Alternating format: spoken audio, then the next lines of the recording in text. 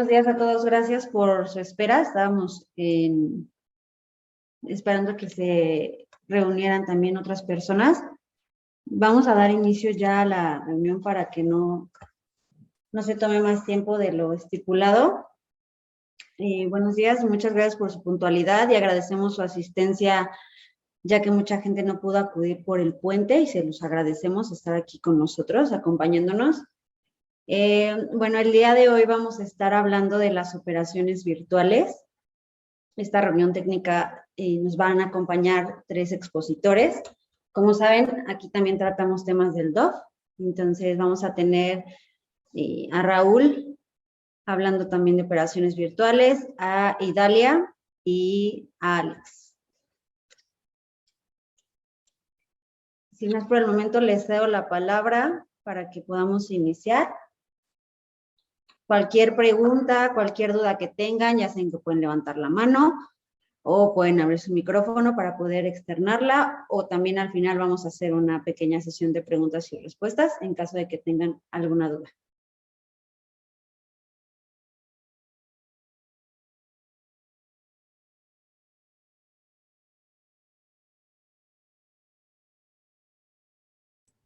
Bueno, vamos a iniciar hablando de las publicaciones que hubo durante este mes en el DOF.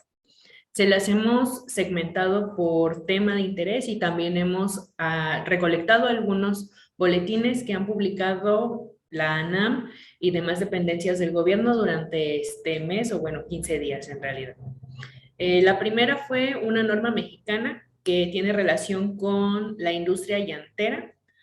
Esta es para todas las llantas de vehículos pequeños de uso convencional, comercial, normal. En este caso, la norma fue publicada el 24 de marzo y entra en vigor a partir del 23 de julio del presente año, y todo el stock que tengan que haya salido con la norma mexicana, oficial mexicana anterior, podrá seguir siendo comercializado hasta que se termine el stock, siempre que ésta cumpla con la anterior, y a partir de ahí ya entonces todas las llantas de producción nacional, importación nuevas, tienen que cumplir con esta nueva NOM, que es la NOM 0861 SCFI 2020. Siguiente, por favor. En el caso de decisiones sobre investigación antidumping, tenemos 2 decisiones finales. Una en el caso de la decisión de sulfato de amonio de China y Estados Unidos, fue publicada el 29 de marzo y se resolvió que el acuerdo que se había publicado no daba un beneficio a ambas partes. Por lo tanto, dieron 90 días naturales para modificarlo y generar una respuesta favorable para todos los involucrados. Por el lado de la decisión, en el caso USA-MEX 2018-1904 de lavadoras domésticas provenientes de México, este es para el caso de importaciones hacia Estados Unidos de lavadoras domésticas que fueron elaboradas o fabricadas en México. Se resolvió que la decisión queda tal y como había quedado manejada y estipulada, y fue publicada el 20 de mayo de 2021. Se había iniciado un proceso para que las empresas, en este caso Electroplus, dieran sus fundamentos, por lo cual no estaba de acuerdo con la decisión, pero ya se determinó que la decisión de investigación antidumping publicada el año pasado ha sido mantenida de igual forma y no se generaron cambios al respecto. Con respecto a la decisión del panel binacional, vemos ya la modificación en la siguiente publicación, que fue... ¿me comparten la siguiente presentación, por favor? En el caso de la decisión del sulfato de amonio, el 31 de marzo se publicó ya la corrección, considerando las observaciones que hubo en la decisión anterior, y esta entró en vigor a partir del 1 de abril. Se estipularon finalmente cuotas compensatorias para las fracciones que ingresan a México provenientes, que sean de origen de Estados Unidos o China, independientemente del país de procedencia. de los siguientes montos para todos los productos que vienen clasificados en las fracciones arancelarias 3102-2101 y 3105-9099. Para el caso de Estados Unidos, se aplica una cuota compensatoria de $0.1619 por kilo. Para el caso de China, se aplica una cuota compensatoria de $0.1703 por kilo. Y solamente se establecieron cuotas compensatorias específicas para dos empresas, Honeywell, que es de Estados Unidos, y Wu Hongfeng, que es de China. Para el caso de bicicletas para niños, también se establecieron cuotas compensatorias para bicicletas para niños provenientes de China, originarias de China independientemente del país de procedencia. Esta se publicó el 1 de abril, entra en vigor a partir del 2 de abril, y es para la fracción arancelaria 87120005, y la cuota compensatoria aplicada son de $13.12 por pieza. Finalmente, en este ámbito, se publicó también el cupo máximo de importación de azúcar proveniente de Estados Unidos, que fue publicado el 12 de abril. Es para una vigencia del 1 de octubre de 2021 al 30 de septiembre de 2022, y el cupo máximo ya incluye también la cantidad que no haya sido aplicada en la vigencia anterior, y esta corresponde a 941.113.5 toneladas métricas en valor crudo de azúcar.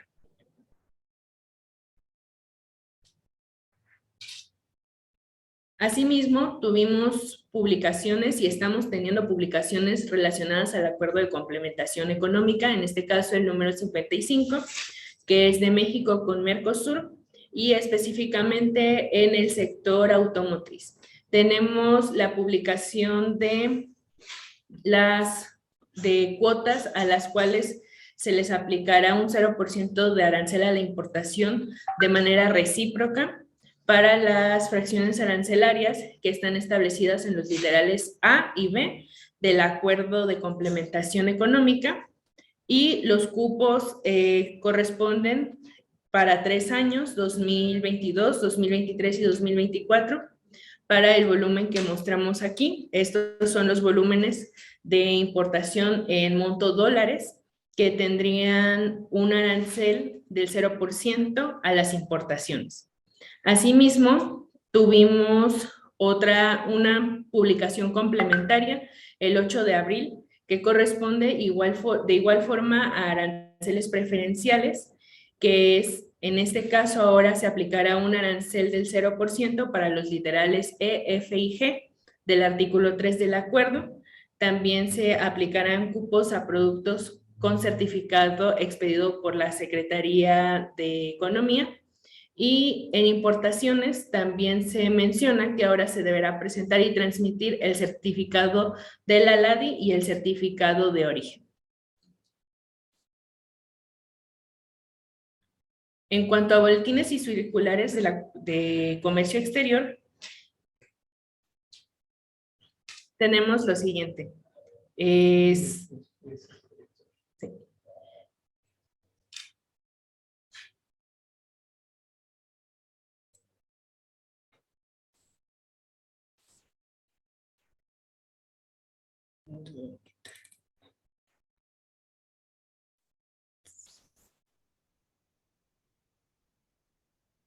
En cuanto a los boletines y circulares que tenemos de Secretaría de Economía y todo lo relacionado con comercio exterior, la Agencia Nacional de Aduanas de México publicó ya la página en donde podremos gestionar, consultar y tramitar todo lo que tiene relación con el DODA y el PITA.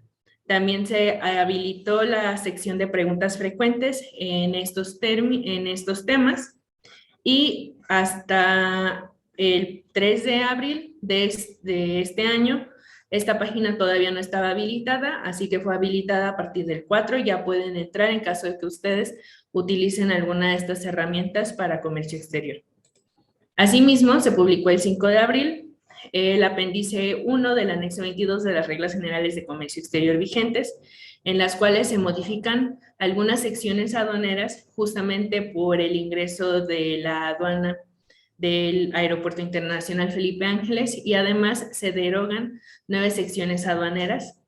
Lo podrán encontrar en nuestra presentación. Cuando terminemos se los incorporamos en ella. Asimismo, la ANAM dio a conocer una liga dentro de su mismo portal el día 29 de marzo para realizar quejas y denuncias en contra de los servidores públicos de la organización, y también dio a conocer algunos correos en donde estarán recibiendo también estas quejas y sugerencias. Por otro lado, en el tema de TPLs, que son herramientas que nos permiten exportar e importar productos, en este caso de la industria de textiles,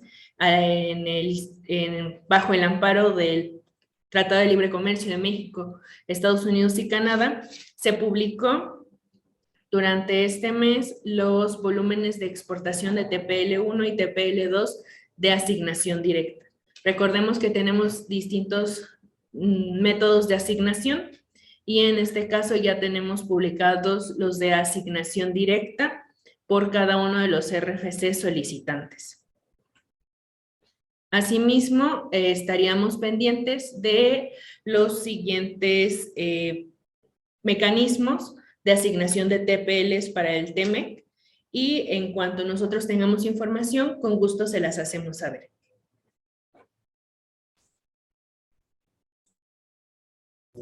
¿Tienen alguna duda o algún comentario hasta este momento?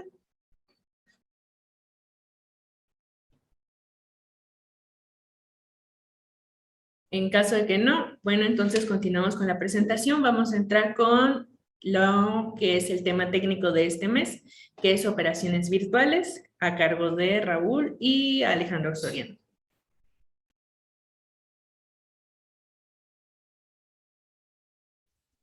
Perfecto, muchas gracias, Dalia. ¿Cómo están todos? Sean bienvenidos nuevamente. Hoy vamos a hablar de operaciones virtuales. Estas operaciones que hay mucha tela de donde cortar, pero antes de eso, les recomiendo que se echen un clavado a la aplicación a la página que comentó Idalia de la ANAM. La verdad está muy bien, la recomiendo porque anteriormente teníamos todo segregado en distintas páginas, que si teníamos SNICE, Secretaría de Economía, teníamos CISEX, teníamos el SAT y las micropáginas del SAT. La ANAM lo que hizo es que rejuntó toda la información, todos los links. Entonces, en esta página van a poder ver todo. Incluso van a poder ver el MOA, criterios operativos, hay calculadora de contribuciones, hay una herramienta para clasificación arancelaria. Entonces, está bastante bien hecha esta página, por lo que les recomiendo mucho que se den la oportunidad de ingresar. Entonces, vámonos con el tema de operaciones virtuales. Las operaciones virtuales, como ustedes ya la conocen, está enfocado mucho a las empresas IMEX, esas empresas IMEX que tienen la posibilidad de importar temporalmente las mercancías con ciertos beneficios, pero también tienen ciertos beneficios y aplicaciones para empresas de la industria automotriz terminal, empresas manufactureras de vehículos de autotransporte, así como recinto fiscalizado estratégico. Entonces, estas 4 perfiles de empresas son las que se encuentran enfocadas o autorizadas para realizar este tipo de operaciones. Ahora, esas operaciones hay que entenderlo desde un inicio para entender que estamos hablando que esta operación fue un beneficio logístico y fiscal, que se hizo con el objetivo de poder mejorar y reforzar la cadena de suministro dentro del territorio nacional y ser más competitivos. Así podríamos evitar el tener que estar moviendo mercancías para literalmente sacarlas del país físicamente y volverlas a ingresar.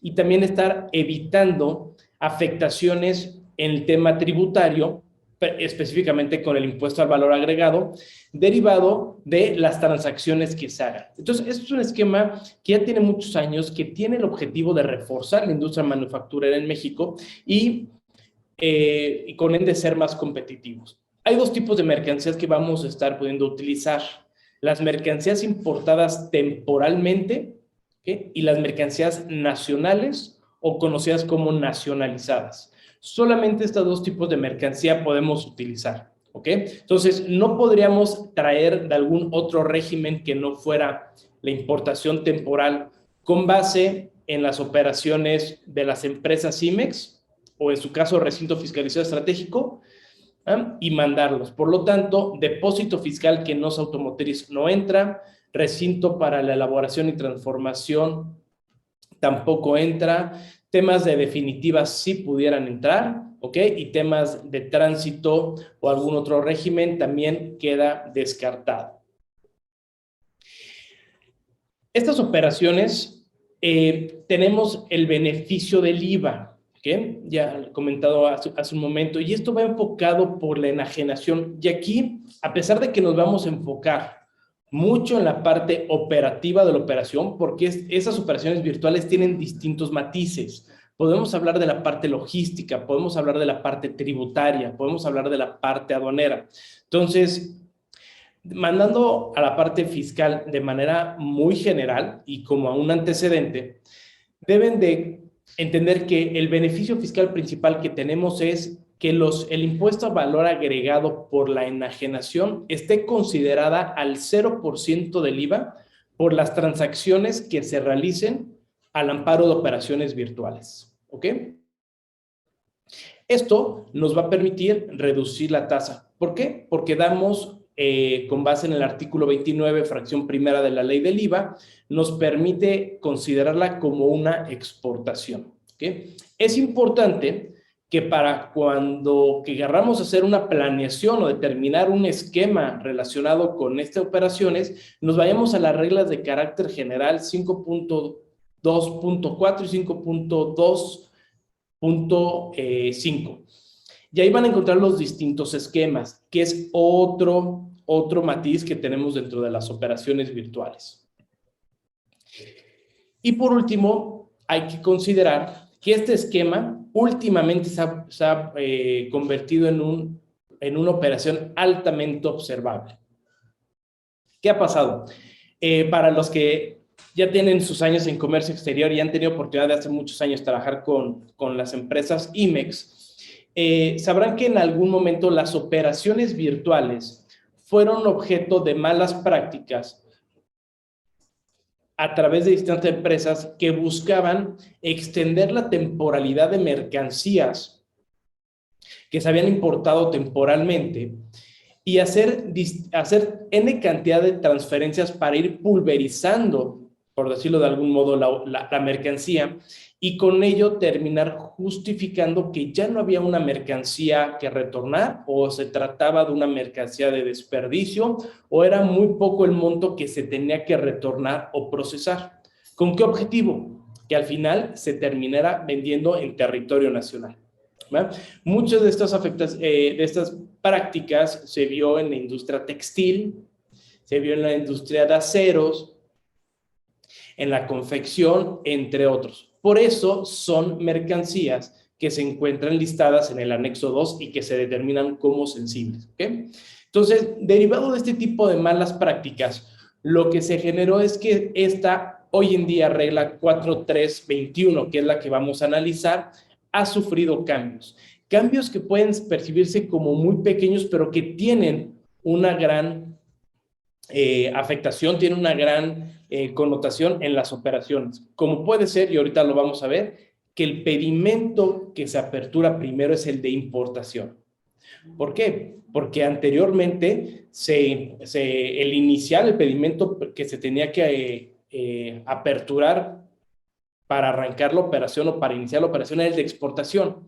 Entonces, hubo muchas malas prácticas que resulta que quien exportaba abría el pedimento, supuestamente transfería de las mercancías, pero nunca había un receptor de las mercancías. Entonces, las mercancías se quedaban volando. ¿Y qué pasaba? Que la mercancía la terminaban vendiendo en territorio nacional o presumiendo o determinando que la mercancía había sufrido algún problema y por lo tanto la iban a generar como desperdicio.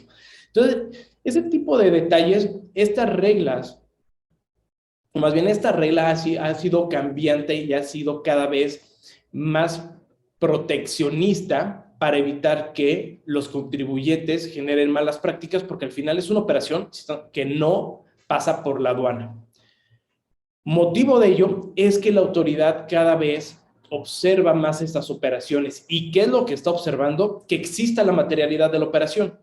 Ahorita más adelante vamos a ver que en esta regla, en su fracción segunda, y que Alejandro nos va a hablar de esto, es cuáles son los elementos que la autoridad está revisando para comprobar la materialidad de la operación, es decir, que realmente la operación se haya llevado a cabo. Y llegan a hacer revisiones muy minuciosas en donde te piden y empiezan a cuadrar las fechas de la salida, del transporte, de la recepción, de la factura, y eso cada vez provoca que nosotros como contribuyentes tengamos que poner mucho más atención y elevar nuestro nivel de compliance para evitar un desconocimiento de la operación. ¿Ok? Entonces, partiendo de esto, vámonos con la primera sección ya operativa. Y nos tenemos que ir a la base del reglamento. ¿Por qué? La ley aduanera nos establece en su artículo 105, 112, 108 y 112 las importaciones temporales y la posibilidad de hacer transferencias de mercancías entre empresas IMEX y empresas que tengan programas autorizados. Pero el artículo 166 del reglamento nos habla sobre la base de la operación virtual y que se termina constriñendo en la regla 4321. ¿Ok? Este artículo 166 nos da 3 lineamientos específicos, ¿ok? Más un último párrafo, que es pequeñito, ahí lo van a ver, es renglón y medio, en donde le da toda la libertad al SAT que mediante reglas pueda regular esta operación. Los 3 elementos principales que establece este artículo, el primero es que los pedimentos, ojo, únicamente podrán amparar las mercancías que se trasladen en un solo vehículo, ¿ok? Entonces, si nosotros queremos hacer una operación, una transferencia de mercancías, en la cual esté amparada por una sola factura, ¿ok? Y esa factura resulta que son 100 toneladas, y por lo tanto tenemos que estar utilizando distintos transportes, ¿ok? Nosotros debemos de considerar que tendríamos que estar haciendo un pedimento por cada medio de transporte, cada vehículo.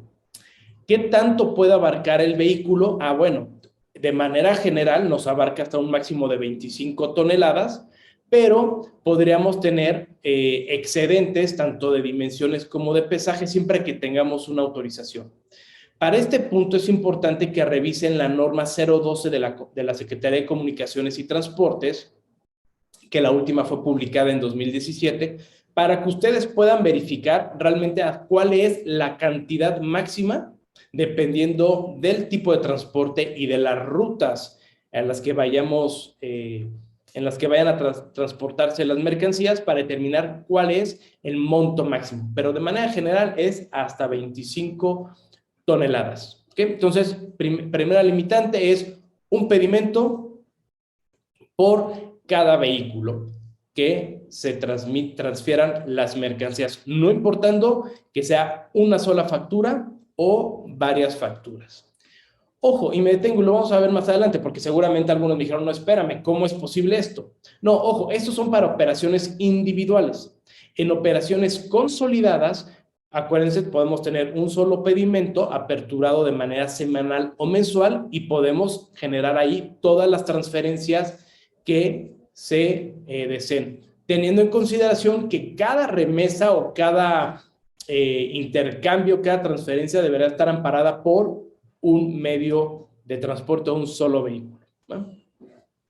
Fracción segundo, punto número 2, nos dice que las mercancías que señala la fracción primera del artículo 108 de la ley aduanera, es decir, los insumos, que se van a utilizar para procesos productivos no podrán transferirse en el mismo estado en que fueron importados, ¿ok? Salvo las modalidades de servicio. Entonces aquí hay que tener esta consideración muy en cuenta, ¿ok? Muchas empresas a veces hacen transferencias de las mercancías aun y cuando no hubo una transformación, queriendo hacer algún tipo de justificación porque ya no las utilizaron, porque resulta que se les cayó el proceso, el proyecto de exportación, porque fue un sobrante, etcétera. Si tú no eres una empresa IMEX de servicio, no vas a poder hacer la transferencia de la mercancía en el mismo estado. Deberás de tener una modalidad de servicios.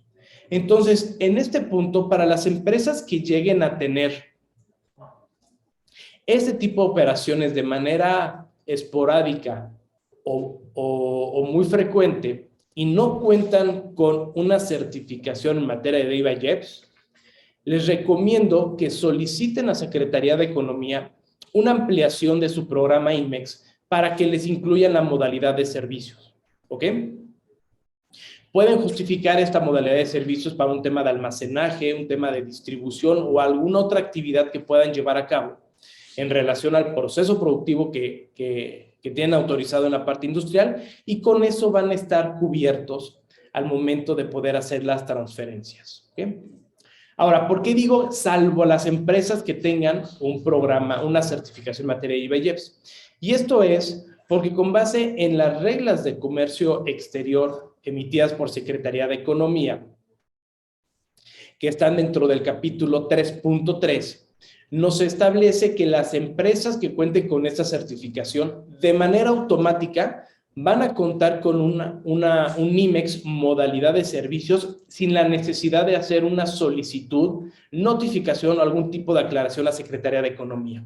Entonces, en automático van a poder gozar de estos beneficios de la modalidad de servicios, siempre y cuando que los servicios vayan relacionados, ¿ok?, con los procesos productivos o la modalidad o la industria a la que se encuentra sujeta la empresa. Ahora, ¿qué otra cosa debemos de considerar de esta segunda fracción? Y es que cuando nosotros manejamos una modalidad de servicios, es súper importante, por favor anótenlo, que siempre estemos utilizando el identificador MS de maquila de servicios. Porque la autoridad ya pasó, digamos, la época, porque en algún momento fue muy observado, en donde la autoridad detectaba de manera muy rápida que las empresas no estaban utilizando este identificador y les imponía una sanción. Y aquí empezó a generar mucho conflicto por lo siguiente: si ustedes se meten dentro del anexo 22 en el apéndice 8 a revisar cómo debo de señalar mi exportación de mercancías para identificar qué mercancía o qué tratamiento se le dio, ya sea virtual o física, tenemos este identificador MS, que es de maquila de servicios, o un identificador que es PT de producto terminado. En ambos casos, solamente están señalados en el apéndice 8, pero no existe una reglamentación específica que obliga a los contribuyentes a señalar esos identificadores en sus pedimentos. Por eso muchas empresas nunca lo colocaban. De repente, un día se le ocurrió al SAT revisar y decir, perfecto, no están colocando este identificador, por lo tanto los voy a multar como un dato inexacto. Y tuvimos muchas empresas que llegaron a tener multas de millones de pesos, con independencia que al final en un medio de defensa se pudo impugnar y se ganó. La molestia y el crédito fiscal estuvo ahí. Hubo muchas empresas que no tuvieron la estrategia para impugnarlo y simplemente lo terminaron pagando. Entonces, a todo este contexto, deben de considerar que cuando utilicen una modalidad de servicios, deben de especificar y señalar que esa mercancía no sufrió ningún proceso productivo y fue transferida en su mismo estado, por los siguientes dos motivos. Y perdón que me desglose tanto, pero necesito que vean el panorama completo de las situaciones que se pueden derivar de este pequeño identificador. Lo primero que tenemos es que la propia ley aduanera, las reglas y el decreto IMEX consideran como infracción el importar mercancías temporalmente y no destinarlas, ¿qué?, al objeto del programa. Es decir, que se importen temporalmente y que no vayan a ser utilizadas para los fines del programa que fue autorizado, que este podría ser el supuesto.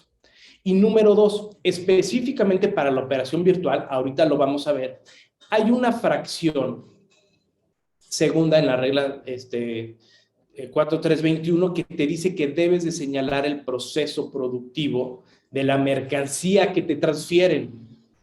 ¿Ok? Entonces, estas situaciones van a provocar que si no utilizamos el identificador de manera debida, pueden llegar no solamente a multarnos con un dato inexacto, sino a desconocer la operación virtual que llevamos a cabo, ¿no? Entonces, por eso es quiero ser enfático en el uso de este identificador. ¿Okay? Tercer punto, nos habla sobre el plazo de permanencia que tendrán estas operaciones. ¿Okay? Nos señala de manera muy puntual que vamos a tener una temporalidad de 6 meses, ¿ok?, salvo que tengas una certificación que se encuentre señalada en el artículo 100A de la ley aduanera. Este artículo 100A de la ley aduanera ya ha sido reformado y ya da entrada y pie a certificaciones como OEA o como SIVA, ¿ok? Perdón, da la entrada a certificaciones como OEA. Sin embargo, te pide y señala que estas condiciones, me voy a brincar al último párrafo, que están viendo que es renglón y medio, te dice que la Secretaría, el SAT, va a señalar condiciones adicionales para el control de la transferencia. Entonces, nos dicen la regla, y lo vamos a ver más adelante, que si bien existe una excepción para tener una temporalidad más amplia de los 6 meses a empresas del artículo 100A, hace la connotación que será únicamente para operadores económicos autorizados. ¿Ok? Y únicamente hace la precisión, algo muy lógico y que va relacionado con el artículo 108 de la ley aduanera, te dice que las fracciones 2 y 3, que nos habla de cajas de trailers o contenedores y activo fijo y herramental respectivamente, van a tener la temporalidad que establece el propio artículo, que son de 2 años para caja contenedores, fracción segunda, y tiempo indefinido por la duración del programa, activo fijo, equipo y herramental de la fracción tercera del artículo. ¿Ok? Adicionalmente, este último párrafo te dice, ojo, el SAT va a poder establecer cualquier condición adicional para controlar las transferencias virtuales. Y es ahí en donde empieza nuestra regla, la 4321. ¿Ok? Ahora, ¿cómo trabaja esta operación? La tratamos de desmenuzar párrafo por párrafo. ¿Ok? Entonces, lo primero que debemos entender es que el artículo, la regla te dice, se va a tener que hacer la apertura de un pedimento de importación temporal. Ojo, clave B1, que es la que vamos a abarcar ahorita conforme a esta regla, y en su generalidad, al momento o el día, para ser más precisos, de la transferencia de la mercancía. ¿Okay? Entonces, aquí ya de manera muy específica, te están diciendo, cuando se haga la transferencia de la mercancía, tu importador tendrás que aperturar el pedimento.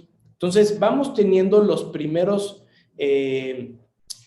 digamos, las primeras señales de la trazabilidad que busca el SAT. ¿Por qué? ¿Cómo se va a enterar cuándo se hizo la transferencia? Pues conforme la salida de la mercancía, el servicio del transporte, el CFDI, etc. Entonces, transfieren y ese mismo día se hace la apertura del pedimento de importación. Luego nos dice, y en base al artículo 166, la apertura del pedimento será por cada vehículo. Si tenemos una factura y 3 camiones o 2 camiones, tendríamos que estar abriendo 2 o 3 pedimentos respectivamente. No importa si resulta que en el primer camión tienen las 25 toneladas y luego tienen 100 kilos en el segundo medio de transporte. Lo siento, tenemos que respetar cada medio de transporte, ¿ok? De acuerdo a las características de la norma para la apertura de pedimento. Esto es importante porque muchas empresas anteriormente lo que hacían es que cuando tenían un excedente de transferencia, es decir, que superaban las 25 toneladas y utilizaban otros medios de transportes, no lo notificaban, no abrían un pedimento adicional para evitar temas de costos y controles administrativos. Y sí, muchas veces pasó desapercibido, a veces la autoridad se daba cuenta, obviamente por la factura, por las cantidades que señalaban, a veces no las señalaban y las facturaban por aparte. Digamos que ahí tenían unos malos manejos. El día de hoy cada vez va a ser más complicado con la entrada en vigor de la carta aporte.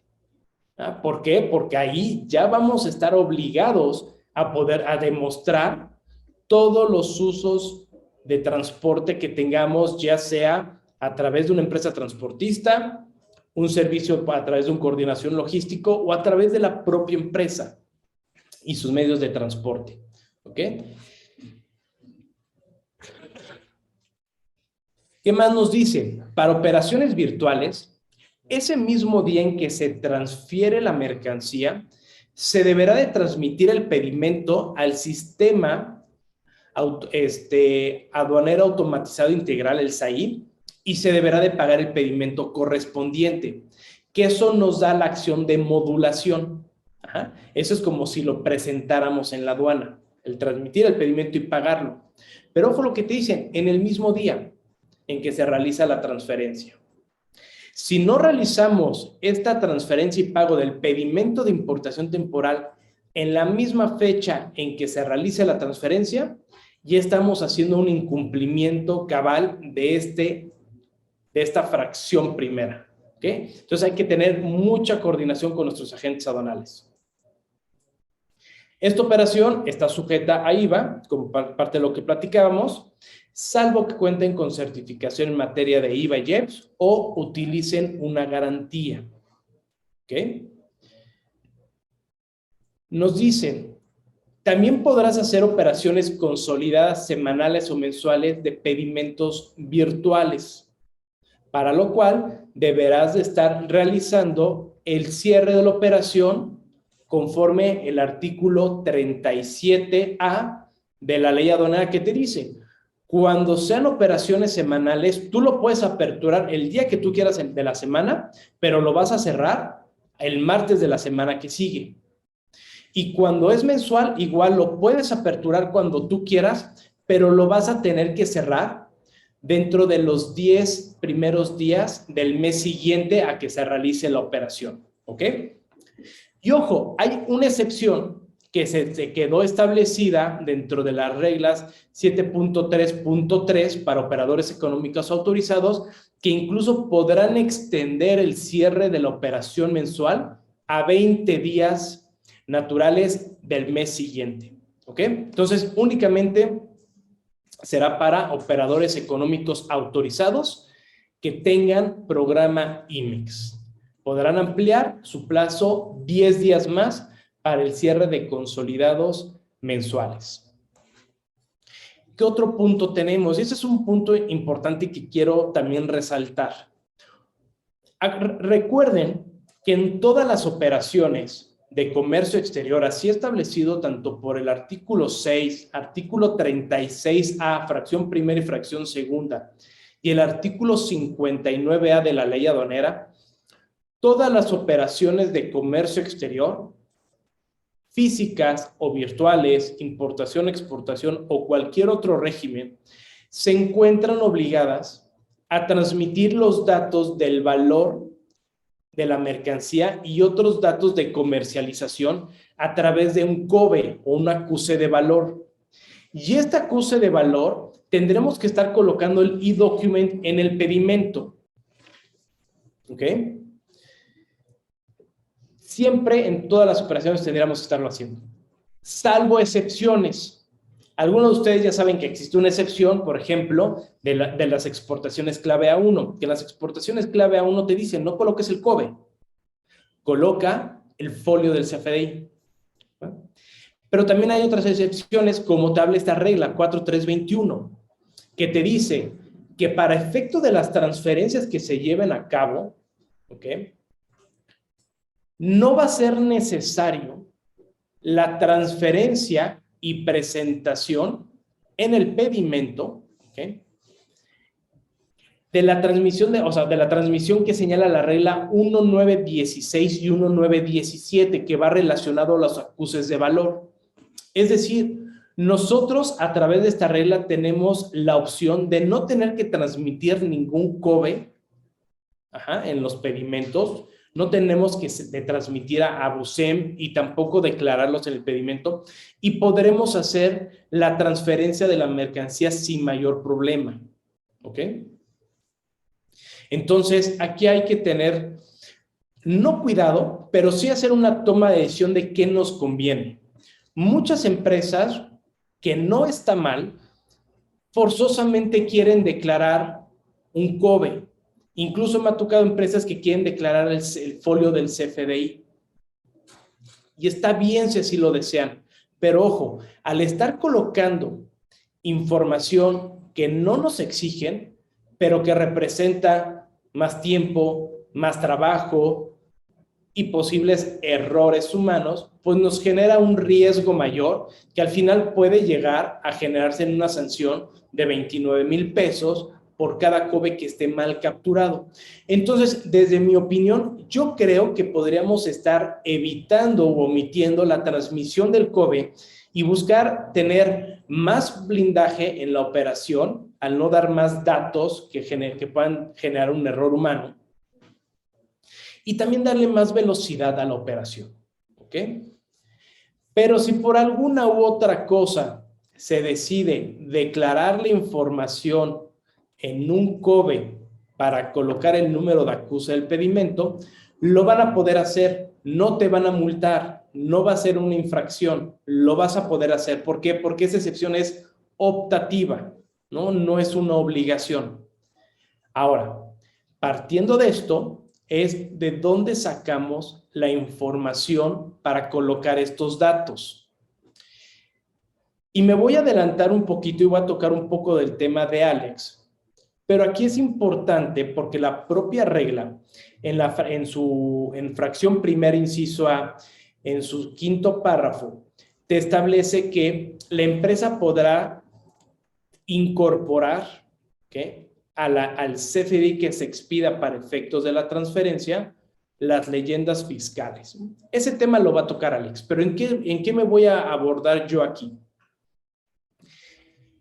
Que cuando nos establecen que cuando se va a expedir un CFDI, ojo, hay que tener cuidado, se va a expedir un CFDI cuando las disposiciones fiscales así nos obliguen. ¿Okay? Es decir, no siempre tenemos que estar emitiendo un CFDI para poder declarar la información en algún COBE que deseen transmitir en operaciones virtuales. ¿Por qué? Para empezar, hay que recordar que en las operaciones virtuales también existen facturas de proveedores en el extranjero, que son conocidas como documento equivalente. O bien, que el propio artículo 79 de la ley aduanera, en concordancia con el 36A, te dice que los exportadores podrán emitir facturas proformas o documentos equivalentes para poder declarar el valor de la mercancía. Es decir, no estamos obligados a generar un CFDI por las transferencias. Y tercer punto, porque cuando nosotros podemos transferir mercancías, ya sea porque hacemos una enajenación o simplemente vamos a hacer una transferencia, un traspaso de la mercancía. ¿Por qué? Porque puede ser que las mandamos a consignación o están a consignación por parte de un extranjero o porque la vamos a mandar nada más a hacer algún proceso, etc. Entonces, estos documentos también pueden estar utilizándose para transmitir la información del pedimento virtual sin la necesidad de generar forzosamente un CFDI. ¿Ok? Aquí me detengo tantito y por si tuvieran alguna duda o pregunta, porque genera confusión y es pregunta muy constante que se tiene de distintas empresas. Dejo un minuto micrófono abierto por si tuvieran alguna duda o comentario.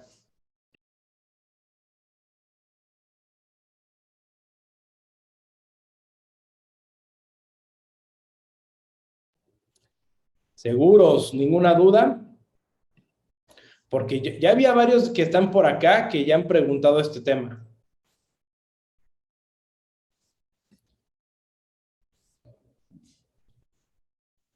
A ver.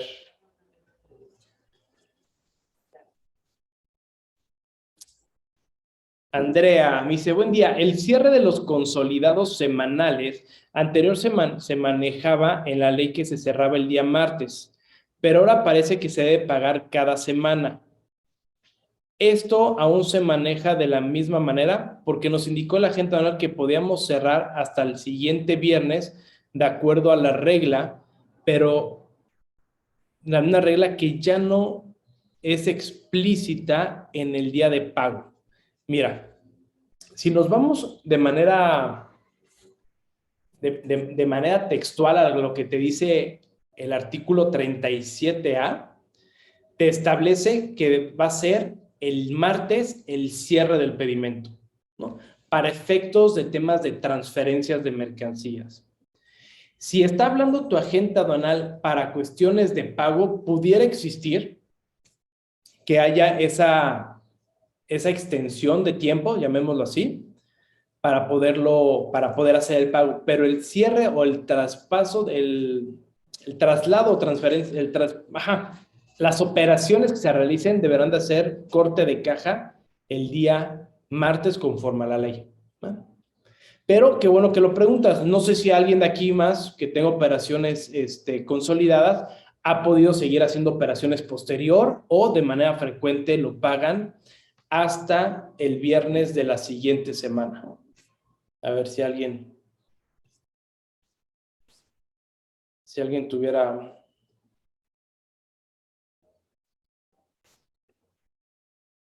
No, ok. Mira, de hecho, voy a detener un poquito Bueno, ya lo encontré. Mira, en el artículo 37A, fracción cuarta, Andrea, te dice, se puede transmitir el documento electrónico, el pedimento consolidado el día martes de cada semana que hagan constar todas las operaciones que se realizaron durante la semana anterior, comprendiendo de lunes a domingo, cumpliendo con lo señalado en el 36A. ¿Okay? Entonces, para el cierre de operaciones es el día martes. Pudiera ser, no lo descarto, eso ya es tema de revisión con agente aduanal, que lo pudieras estar pagando el día viernes, pero cierre de operaciones debemos considerarlo día martes, ¿no? Perfecto, no, muchas gracias a ti. ¿Alguna duda con el tema de carta aporte? Perdón, carta aporte, el tema de la factura. A ver, los que están por ahí pueden poner como dedito de que podamos avanzar.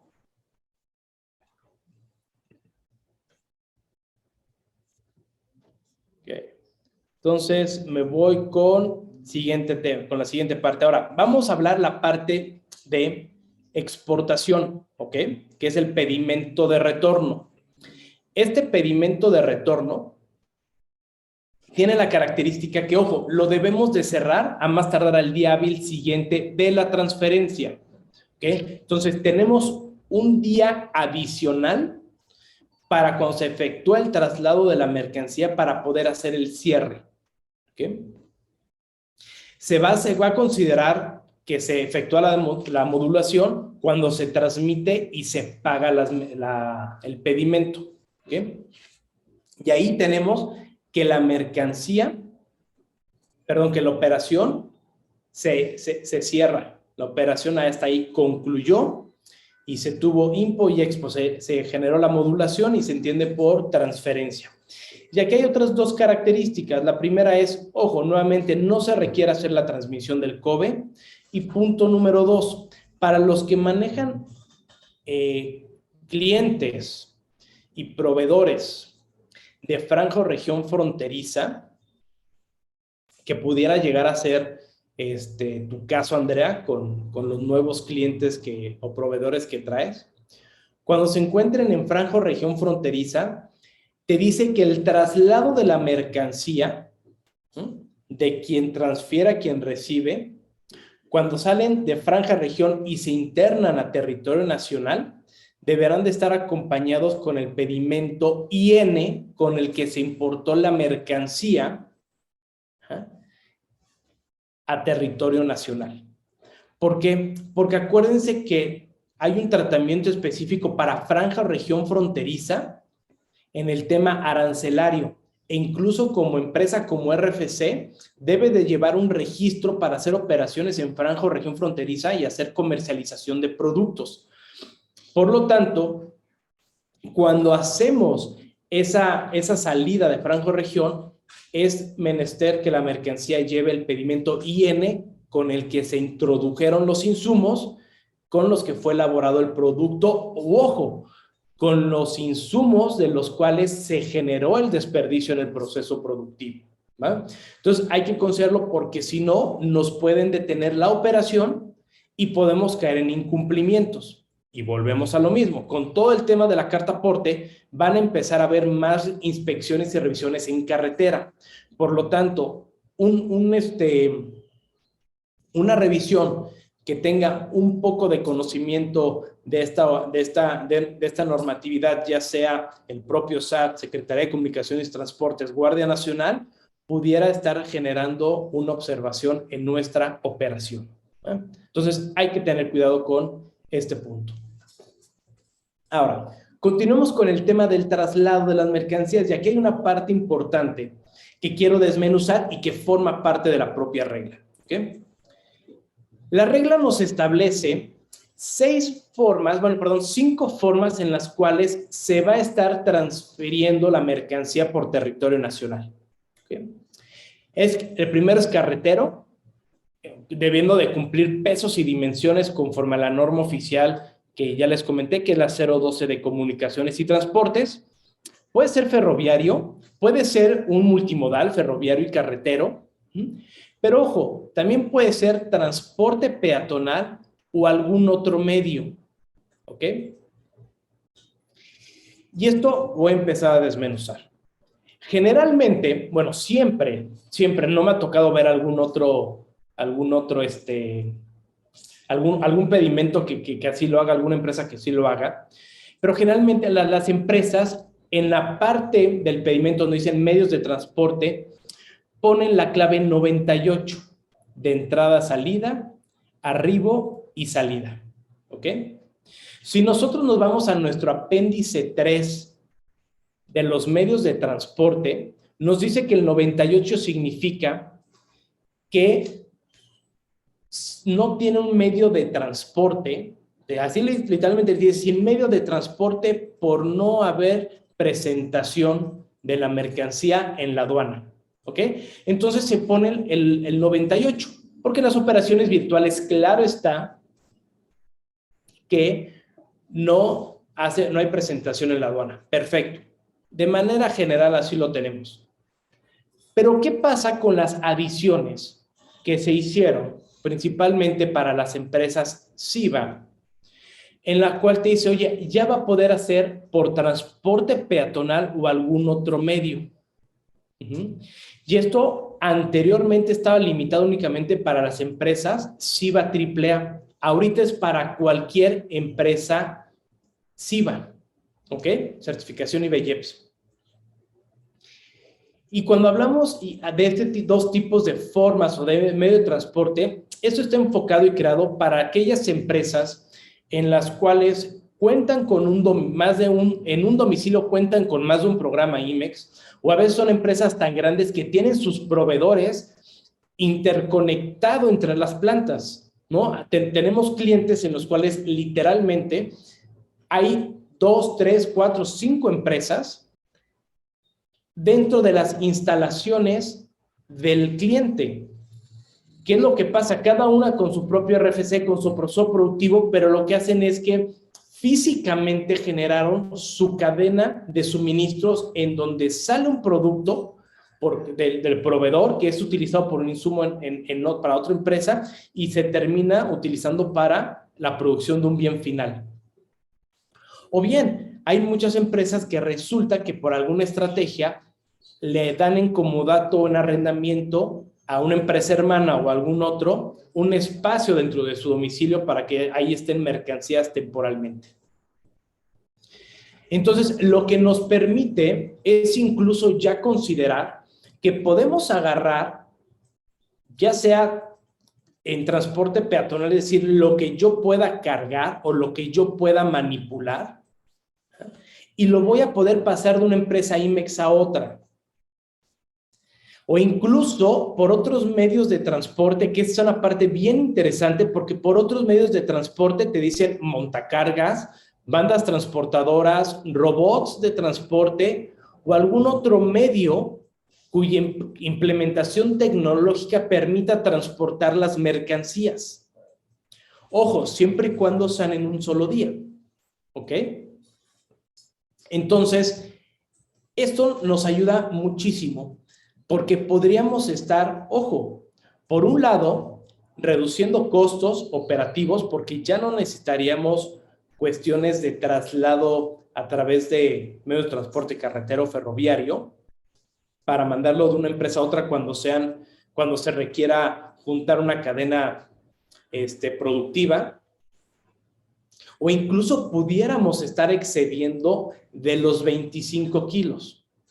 Pónganse un ejemplo. Imagínense que tenemos una empresa en la cual maneje, vamos a ponerlo de manera así, desperdicios.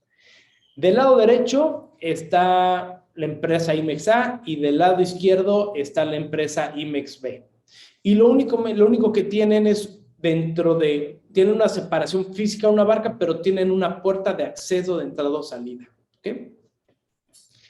Resulta que si quieren transferir mercancías de manera normal estarían limitados a 25 toneladas.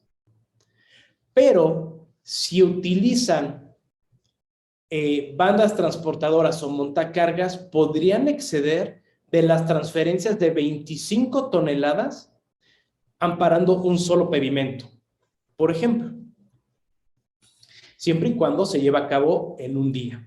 Entonces existen ciertos beneficios que pudiéramos estar explorando en estos dos medios o nuevas formas de estar transfiriendo la mercancía.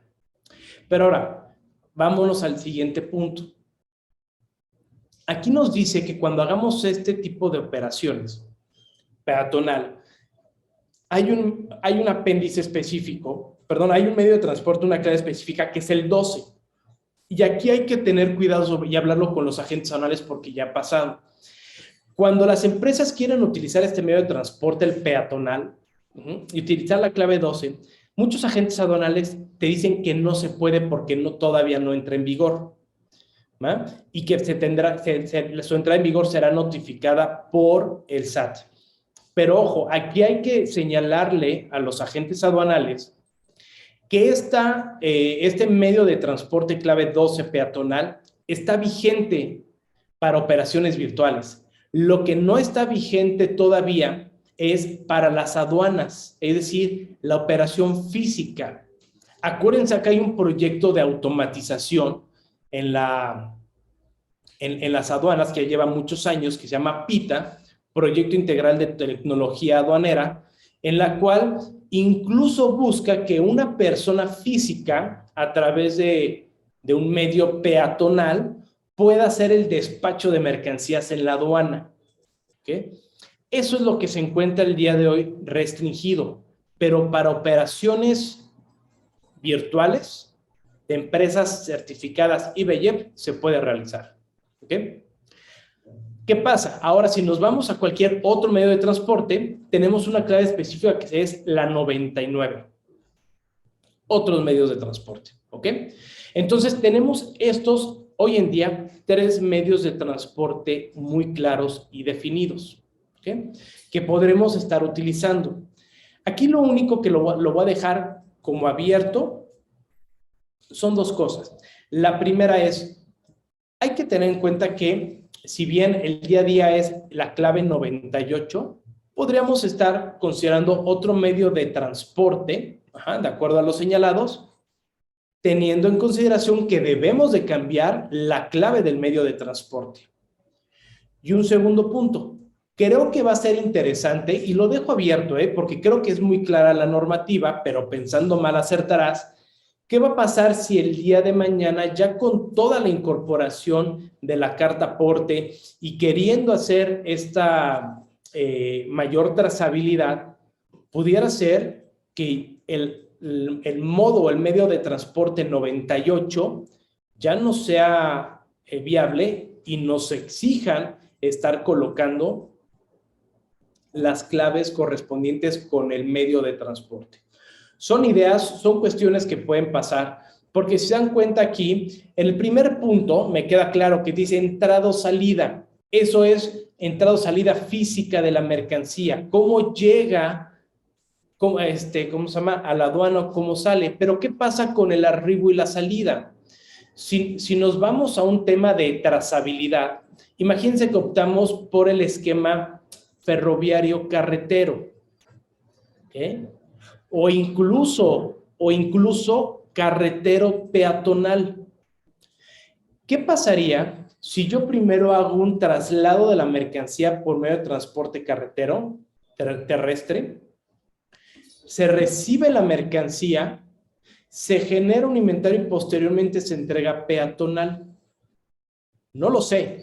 Pudiera ser el caso porque hay empresas que en la operación real, a pesar de que llegue el medio de transporte al almacén, quien recibe la mercancía no firma o no da constancia de recepción de mercancía si no hay un proceso previo. Y una vez que pasa ese proceso previo en piso, en patio, en almacén, hace la recepción. Entonces, ¿qué va a pasar? Ojo, son ideas, pero ideas que se las proyecto para que puedan tener más análisis de la operación y qué pasaría con la operación que hacen si llega a cambiar esto. Pero muchas veces se recibe la mercancía el día miércoles y le dan la entrada al almacén o se acepta el día viernes. ¿Por qué? Porque hay N cantidad de fila de revisión e inspecciones de almacén antes de que le den la entrada. Entonces, ahí podríamos estar teniendo una discrepancia entre la fecha que se transfirió con la fecha que se recibió. Y la fecha en que se entregó o que se puso a disposición fue carretero, pero la entrega con recepción puede ser que se entregó a través de un montacargas. Son ideas que debemos de estar considerando y que el día de mañana, si la autoridad quiere trazabilidad, mi opinión es que tendrán que estar perfeccionando estos medios de transporte para dar de manera muy precisa cómo salió de la empresa IMEX que retorna y cómo la arribó o se recibió de la empresa IMEX que importa virtualmente. ¿Ok? Entonces, se los dejo ahí para conocimiento y análisis. Ahora, otro punto medular de las transferencias virtuales son la temporalidad. Ya vimos que el artículo 166 del reglamento ya nos había establecido que son 6 meses son 6 meses los que van a tener temporalidad, pero ojo, a partir de la transferencia. Esto es importantísimo. ¿Por qué? Porque dentro de la regla, considero que llega a haber una imprecisión. Si nos vamos al artículo 173 del reglamento, nos establece que la temporalidad, ¿ok?, se va a contar a partir de que exista la modulación del pedimento, que para los efectos que estamos viendo es al momento que se hace el cierre, es decir, al momento que ya se tiene el pedimento de importación temporal y se cierra o se genera el pedimento de retorno, ¿ok? Pero ojo, me voy a tratar de ir más textual y un poco más fino en este punto. En el artículo 166, cuando nos están hablando de transferencias de mercancías, debemos de entender que por transferencia es la entrega del bien, ¿ok? E incluso la propia regla, la 4321, y que ahorita lo van a ver porque creo que de manera muy inteligente la autoridad en su segundo párrafo, en su fracción segunda, hace la diferencia entre transferencia y traslado. Son dos conceptos distintos. La transferencia la debemos de entender cuando se consuma la entrega de la mercancía y cuando yo receptor ya tengo el uso, el goce, la tenencia, la posesión o incluso el dominio, la transferencia. Pero el traslado es cuando se mueve la mercancía, ¿va? Si nosotros nos vamos de manera textual, deberíamos de estar entendiendo que estos 6 meses, si son a partir de la transferencia, se entendería que entonces es a partir de la entrega de la mercancía. ¿Ok? ¿Por qué? Porque incluso te dicen, oye, ¿te vas a poder hacer la transferencia a la mercancía? Se va a abrir el pedimento el mismo día que se transfiere. O vas a poder hacer transferencias, entregas de mercancía y se va a cerrar el pedimento consolidado una semana o un mes posterior.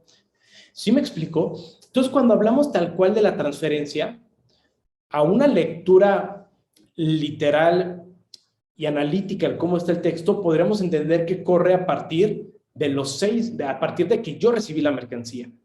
¿Ok? Sin embargo, si ya nos vamos al artículo 73 del reglamento de la ley aduanera, nos dice, oye, la temporalidad corre a partir de que se efectúa el pedimento, es decir, que se modula, se modula el pedimento y se cumple con las obligaciones del despacho. ¿Va? Eso nos da una cierta salvedad. ¿Ok? Nos da esa salvedad y por eso es que todos contamos 6 meses a partir de que se hace la operación. Entonces, si nos vamos a operaciones individuales, los 6 meses es a partir de que se lleva a cabo la operación, se cierra o consolidado, ganamos unos días o varias semanas, en el caso de los mensuales, y los 6 meses corren a partir del que el pedimento se haya cerrado, se haya llevado a cabo.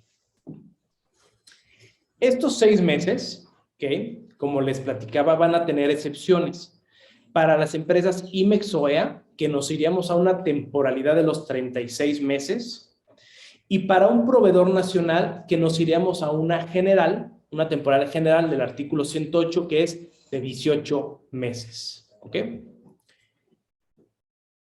Para el tema de los activos fijos, acuérdense que es fracción tercera del artículo 108, es obligado que ustedes coloquen al momento de la transferencia el identificador AF de activo fijo, para que con eso nos genere una temporalidad indefinida.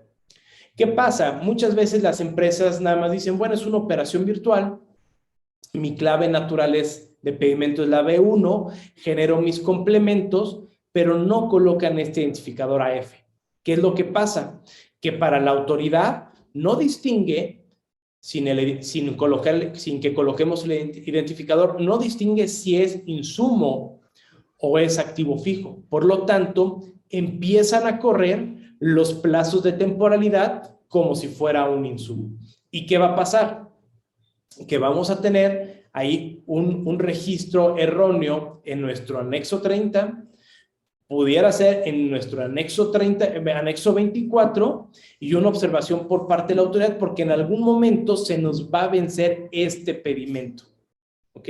Entonces tendríamos que ya en un vencimiento generar un proceso de regularización por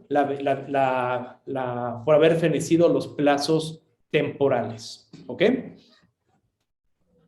Ahora, ¿qué pasa? ¿Qué pasa cuando queremos hacer el cierre, pero lo hacemos de manera extemporánea? Es decir, no cumplimos los primeros plazos señalados en los principales o iniciales párrafos iniciales del inciso A de la fracción primera de la regla, que es, se apertura pedimento al momento de que se transfiere la mercancía y a más tardar al día siguiente se cierra el pedimento de retorno, ¿ok? ¿Qué pasa si no lo hacemos en estos plazos? Te dice, vas a poder hacerlo dentro de los 6 meses siguientes a la transferencia, ¿ok?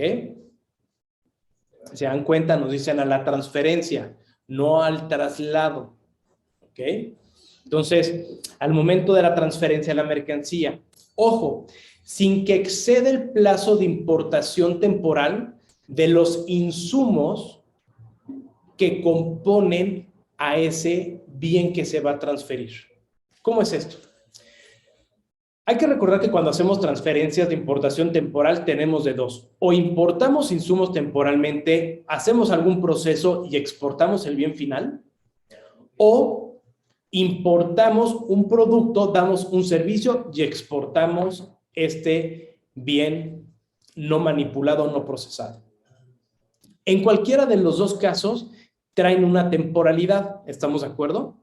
Y esa temporalidad deberá de conservarse y vigilarse para que no se exceda dentro de estos 6 meses que tenemos para cierre de pedimento extemporáneo virtual, ¿ok? Es decir, si yo tengo un pedimento que voy a cerrar de manera extemporánea virtual, tengo 6 meses, y resulta que al mes 3 de este plazo de 6 que tengo, el insumo con el que se produjo el bien que me van a transferir caducó, ya no puedo hacer la operación virtual. ¿Okay? Entonces, aquí hay que tener cuidado porque muchas veces se hacen transferencias virtuales de mercancía que se importó a través de virtuales. Entonces, ya no tendríamos los 36 o 18 meses, ya tendríamos 6 meses. Y aquí debemos de tener mucho cuidado porque son 6 meses que tiene, en su caso, el proveedor para retornar la mercancía, pero nosotros tenemos 6 meses para poder hacer el pedimento de manera extemporánea. Entonces, hay que tener cuidado con estos plazos. ¿Qué pasaría si cerramos el pedimento? La mercancía ya había concluido su plazo de permanencia, pues pueden generar una infracción que a mí como exportador me pueden generar multa por retorno extemporáneo y al importador le podrían desconocer la operación temporal porque ya no estaba dentro de los plazos de permanencia. Por lo tanto, yo tendría que hacer un ajuste en la parte de mis inventarios, de mis aplicativos de comercio exterior, y además tendríamos que hacer un ajuste para efectos fiscales en dado caso que exista una enajenación, porque ya tendríamos una tasa del 16% del IVA.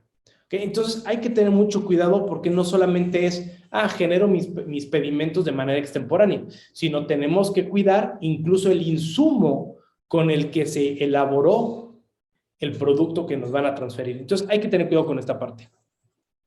Ahora, ¿en qué momento no vamos a poder hacer estos cierres extemporáneos? Cuando la autoridad nos haya tocado la puerta para dejar un citatorio para inicio de una visita domiciliaria o haya hecho cualquier otro requerimiento o gestión que sea tendiente a iniciar una facultad de comprobación. Ojo, en relación con la mercancía objeto de la transferencia. Es decir, si a mí me vienen a revisar años anteriores o meses anteriores o en el mismo mes, pero no la mercancía que quiero hacer un cierre extemporáneo virtual, vamos a poder hacerlo. Únicamente vamos a estar limitados cuando sea la propia mercancía que nos estén observando la que querramos colocar como extemporánea en un virtual. Y por último, vamos a tener que pagar una multa no muy, no grande, sin mayor problema, del artículo 185 de la ley aduanera. ¿Ok? Entonces, esos son los 3 primeros elementos a considerar. Rapidísimo, ¿cuáles son otros puntos que debemos de considerar en los cierres extemporáneos? Cuando la autoridad ya haya iniciado un acto de fiscalización o algún acto tendiente a estos, y la mercancía fue transferida, pero el pedimento no fue modulado, ¿qué es lo que tenemos que hacer? La empresa que transfiere la de mercancía deberá de pagar los impuestos correspondientes. ¿Cómo está eso? Sí. Nosotros ya estábamos haciendo el pedimento, ¿ok? Y resulta que en ese momento nos cayó la autoridad, pero estábamos en el acto de presentar el pedimento extemporáneo. Nos dice, perfecto, antes de que inicien todo y les genere mayor afectación, la empresa IMEX que haya transferido la mercancía tendrá que hacer el pago correspondiente a los impuestos, deberá de generar el descargo del pedimento temporal mediante F4 o F5, y las empresas que reciban la mercancía no podrán ampararlas, salvo que se haya generado un CFDI. ¿Por qué? Porque al desconocerse la operación, ya la mercancía no podría estar amparada con un pedimento, por lo tanto, el único modo de poder ampararla sería con un CFDI, ya sea de ingreso o de traslado, con el cual yo, receptor de mercancía, podría ampararla. ¿Ok? En caso contrario, la mercancía se va a considerar como ilegal y a partir de ahí la autoridad puede generar N cantidad de sanciones administrativas y económicas que podrían ir hasta una pequeña multa por retorno extemporáneo, hasta ir a un supuesto de contrabando conforme al Código Fiscal de la Federación por cuestiones de omisión de impuestos y destinar mercancía temporal a un destino distinto al que fue importada, además de no tenerla dentro de los domicilios registrados, etcétera. Entonces, a partir de ahí puede generar una lluvia muy grande de infracciones que podemos tener con motivo de este incumplimiento. Ahora, viene una fracción segunda, que esta fracción segunda es importantísima y también es medular, que es cuáles son los elementos que vamos a tener para hacer la comprobación de la materialidad de la operación. ¿Sí? Para este punto le voy a pedir a mi compañero Alejandro que que nos dé la explicación de estos puntos, y por favor cualquier duda o comentario, abran micrófonos, colóquenlos en el chat. Aquí la intención es que salgamos de todas dudas o incluso que podamos hacer alguna aportación. ¿Okay? No me despido, yo sigo aquí, cualquier cosa apoyando a mi compañero, y le paso a él el micrófono. Gracias, Raúl. Muy buenos días a todos. Un gusto en saludarlos. Antes de pasar de lleno a lo que es la fracción 2, que como ya mencionó Raúl, es de suma importancia, ya Raúl nos había comentado sobre las leyendas fiscales y quiero aterrizar un poco este tema, ¿va? Estas leyendas fiscales se tratan de notas, por así decirlo, observaciones en la factura, en el CFDI, las cuales contienen la base legal en la que se sustenta la operación. Los elementos que conforman estas leyendas fiscales se pueden encontrar en el instructivo de este apartado, como lo maneja el SAT, pero se trata solo de 3 puntos, ¿ok? Se trata de la disposición fiscal, la norma y el texto leyenda. La disposición fiscal es la regla o la ley de que se trata.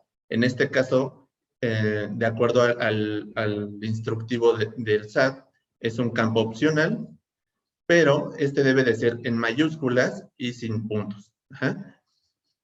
La norma es tal cual la regla o artículo del que se trata esta disposición fiscal o en el que está sustentado esta operación, y el texto leyenda es de alguna manera libre, siempre y cuando pues va de acuerdo a lo que se puso en los 2 campos anteriores, y este texto leyenda sí es obligatorio.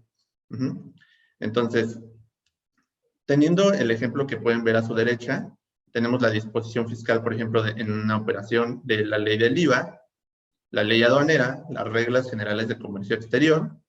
Ajá. En la norma podemos ver el artículo, tal cual del 29, de la ley del IVA, 112, ley aduanera, y reglas que, pues, la que estábamos viendo, 4321, en este caso de ejemplo hasta un 485, porque se trata de un recinto fiscalizado estratégico, y la regla 525 de igual manera.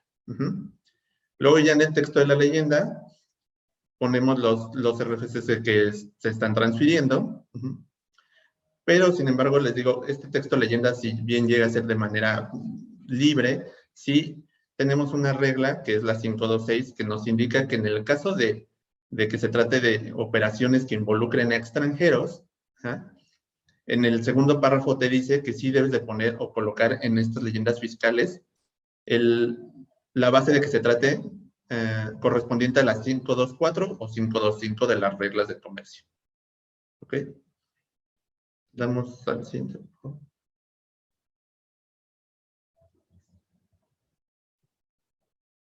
Ok, ahora sí.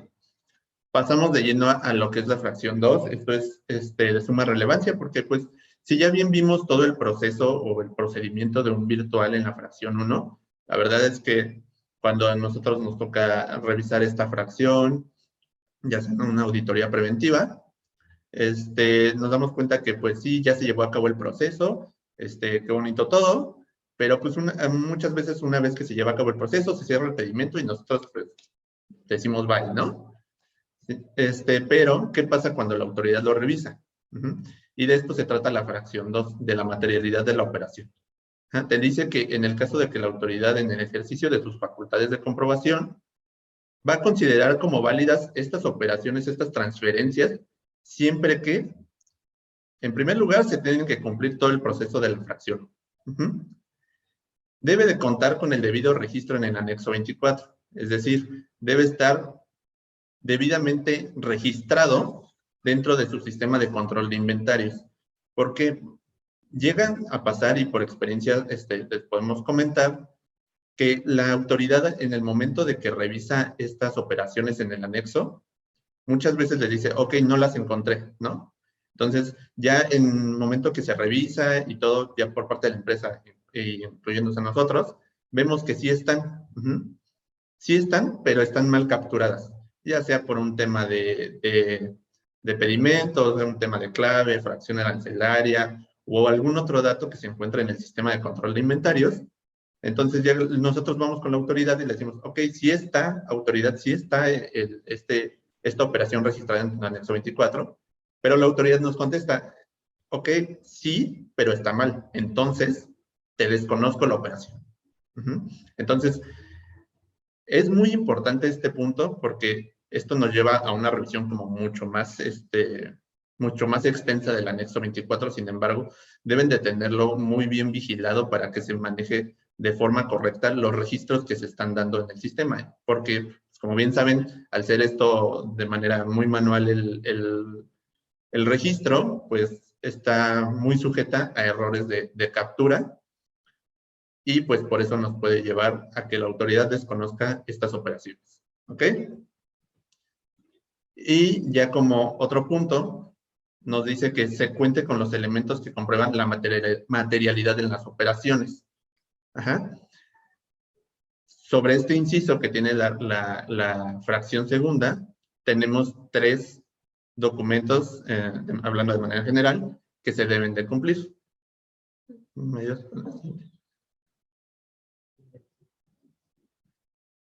10 me ayudas con la siguiente, por favor. Ok, ahora sí, la materialidad de la operación.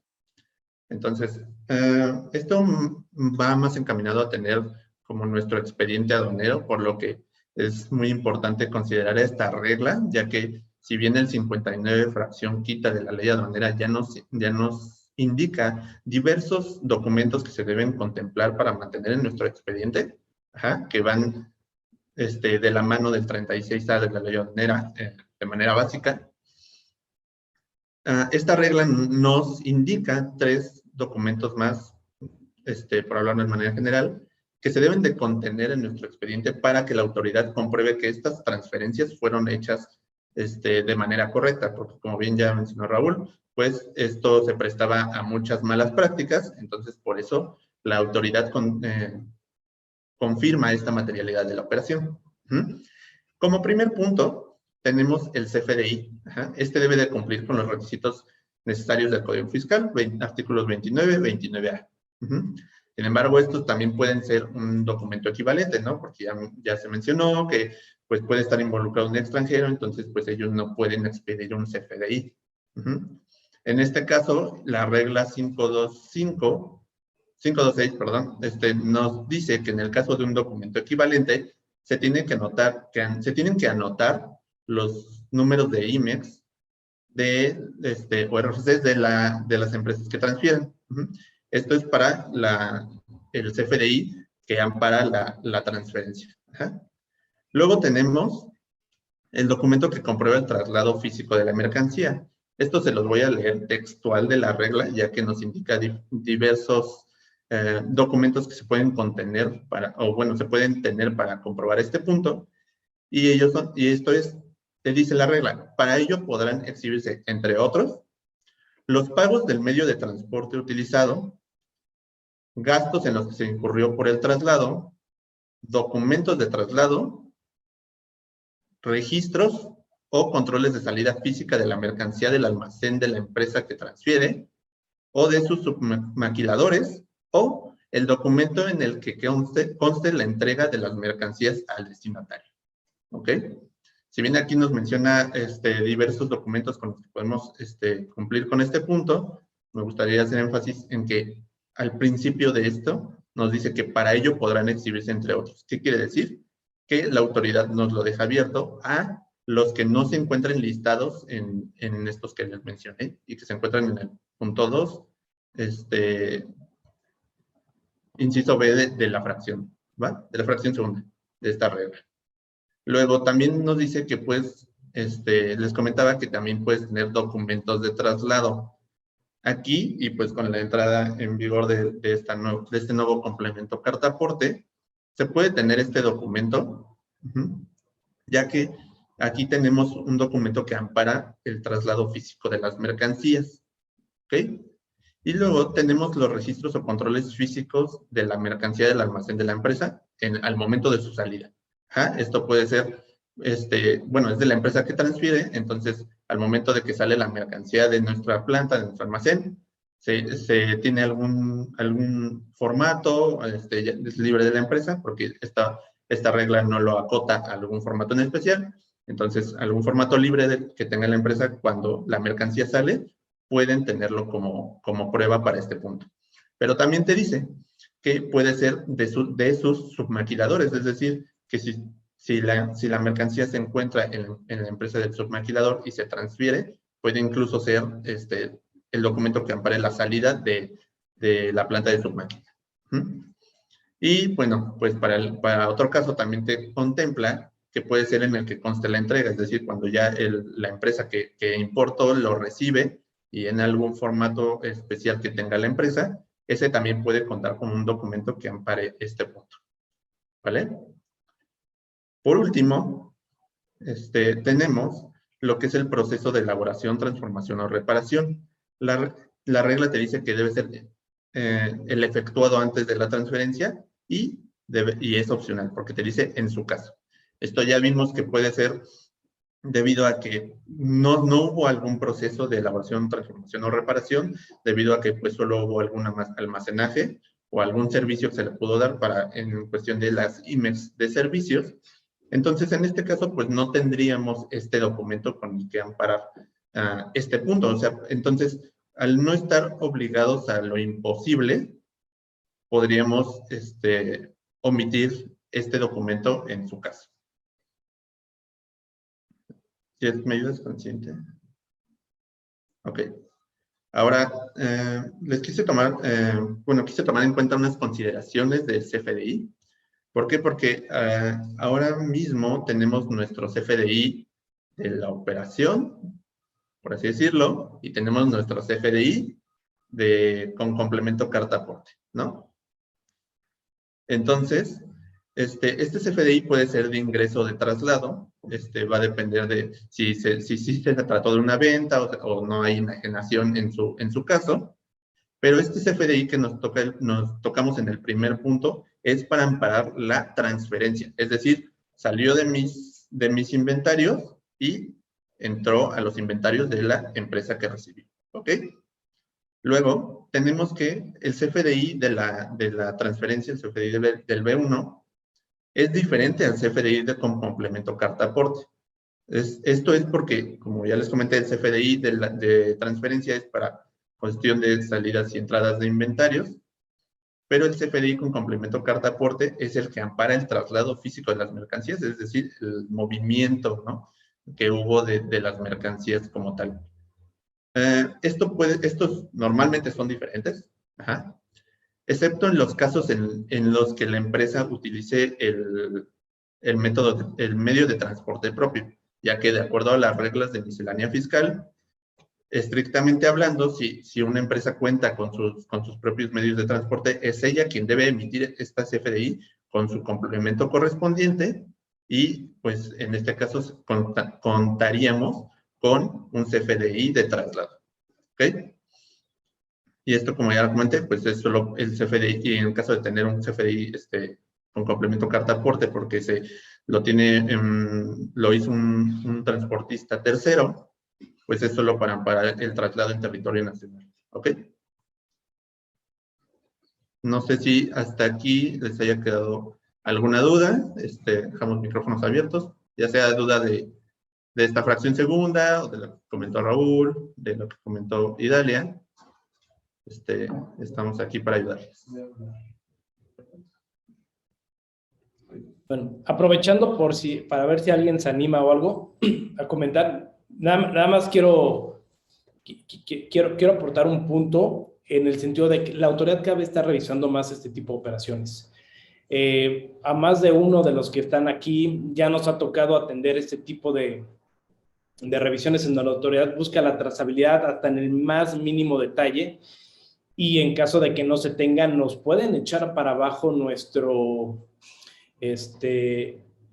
operación virtual, no las puedes conocer y ahí desatar grandes problemas. Entonces, creo que es interesante que le echen una revisadita adicional a la regla. Les vamos a mandar el material, pero sobre todo para revisar esos puntos, pues más que finos, puntos técnicos que hay que considerar para que el día de mañana no tengamos ningún problema. Me queda claro que ustedes hacen operaciones de manera perfecta en el día a día, pero tengan en cuenta que hay ciertas particularidades que debemos estar considerando.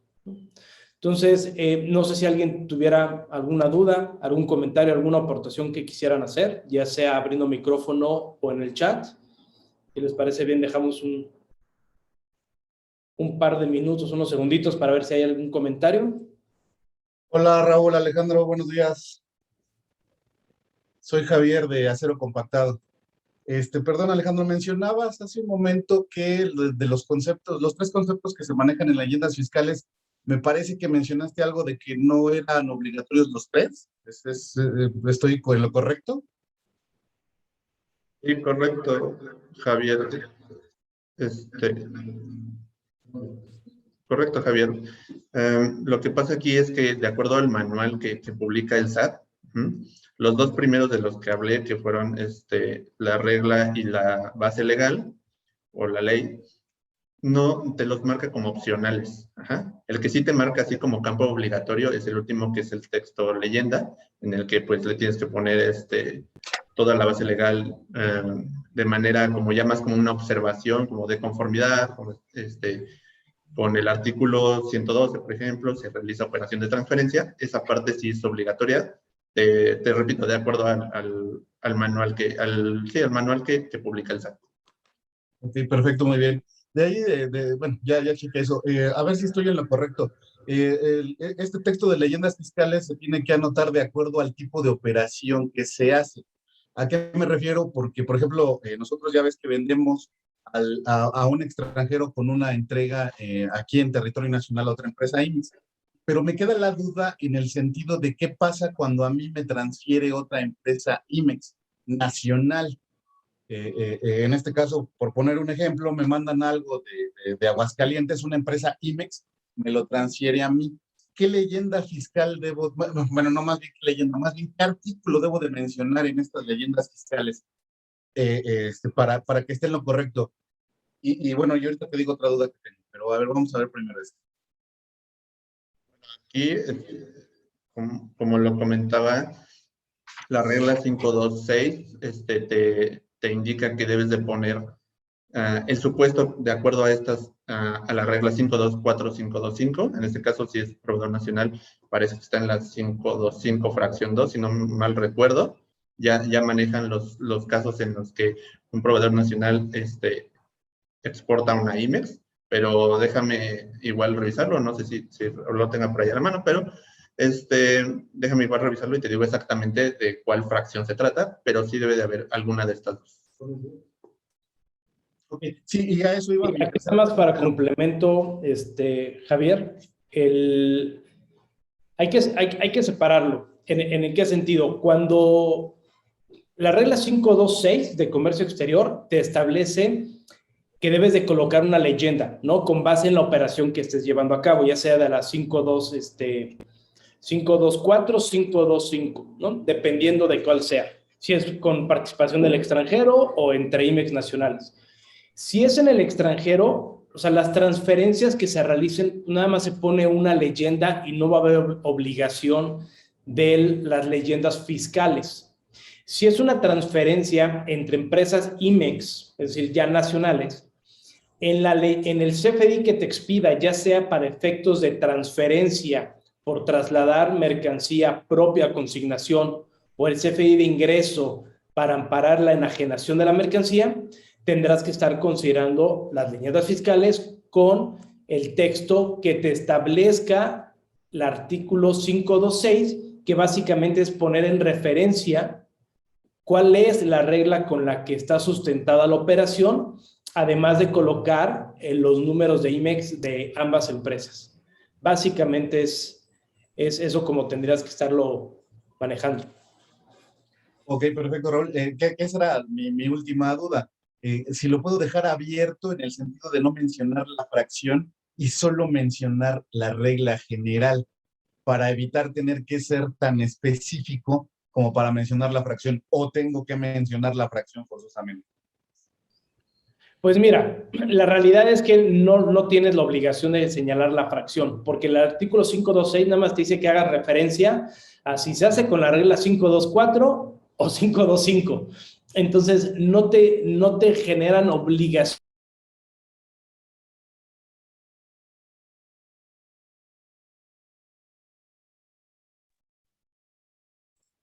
Creo que por ahí se desconectó Raúl.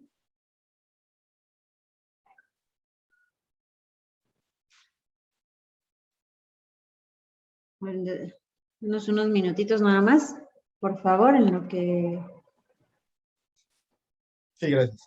Ya, perdón, Javier, ya me tuve que echar a correr a donde está Alejandro, se me acabó la pila, una disculpa. En